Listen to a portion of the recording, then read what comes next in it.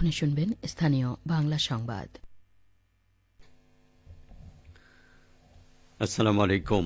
আজ মঙ্গলবার ৫ই ফাল্গুন, ১৮ই শাবান, ১৮ই ফেব্রুয়ারি। বাংলাদেশ বেতার রাজশাহী স্থানীয় সংবাদ পড়ছি আব্দুর রহমান মাসুম।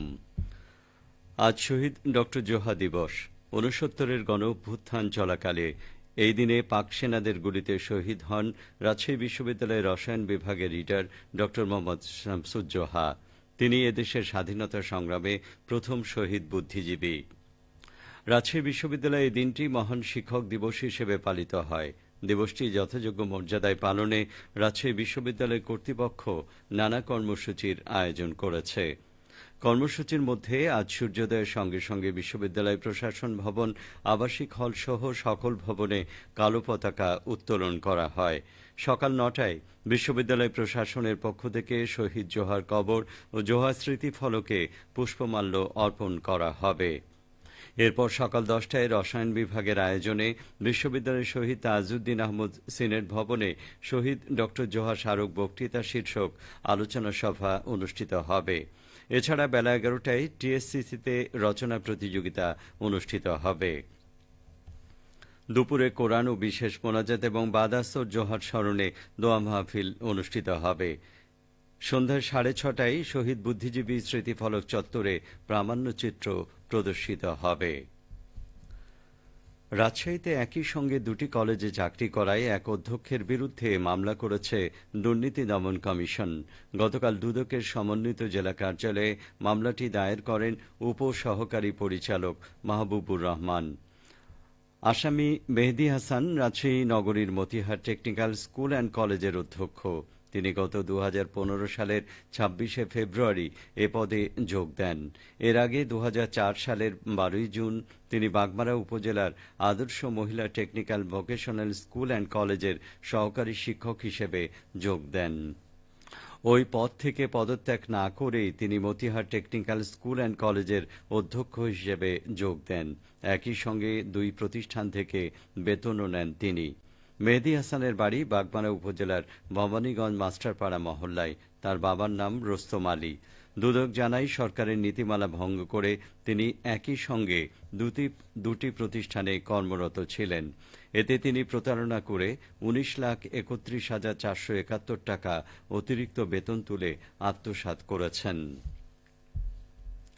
সিরাজগঞ্জের রায়গঞ্জে হরতাল বিরোধী মিছিল ও সমাবেশ অনুষ্ঠিত হয়েছে। গতকাল রাতে উপজেলা বিএনপির উদ্যোগে বাসস্ট্যান্ড এলাকায় সংক্ষিপ্ত সমাবেশ শেষে মিছিলটি বের হয়।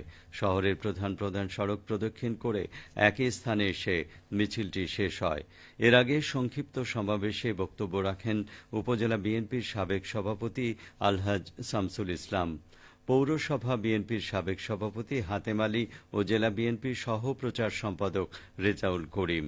সমাবেশে বক্তারা বলেন, ফ্যাসিস্ট আওয়ামী লীগ দেশবিরোধী নানা চক্রান্তে লিপ্ত রয়েছে, যার অংশ হিসেবে বিদেশে বসে এই হরতাল আহ্বান করেছে।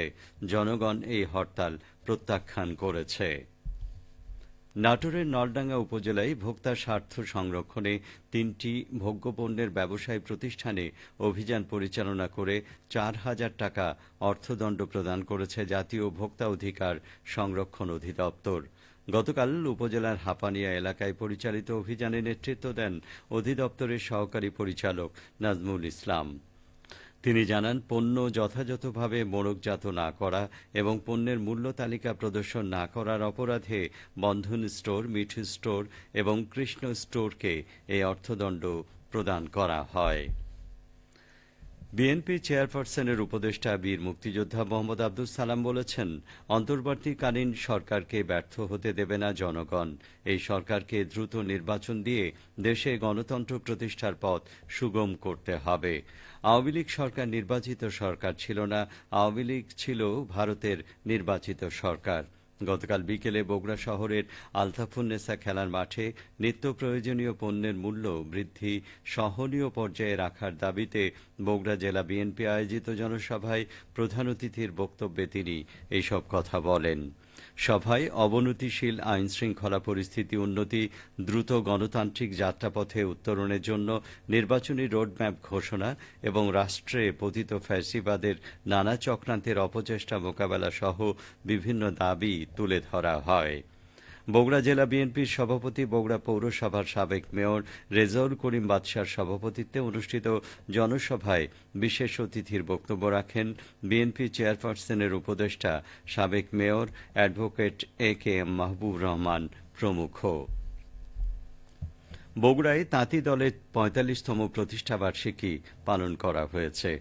গতকাল প্রতিষ্ঠাবার্ষিকী উপলক্ষে শহীদ টিটু মিলনায়তন চত্বরে আলোচনা সভা ও কেক কাটা হয়।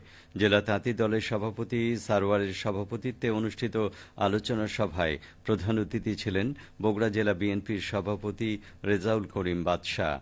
বিশেষ অতিথি ছিলেন জেলা বিএনপির ভারপ্রাপ্ত সাধারণ সম্পাদক মোহাম্মদ মোশাররফ হোসেন, সাবেক সংসদ সদস্য আলহাজ কাজী রফিকুল ইসলাম ও বিএনপির কেন্দ্রীয় নির্বাহী সদস্য আলী আসগর তালুকদার হেনা। সবশেষে আবহাওয়া।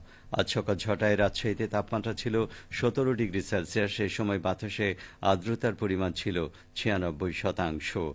রাজশাহী ও পার্শ্ববর্তী এলাকায় আজ সূর্যোদয় হয়েছে ভোর ৬টা ৩৬ মিনিটে, সূর্যাস্ত সন্ধে ৬টা ১ মিনিটে।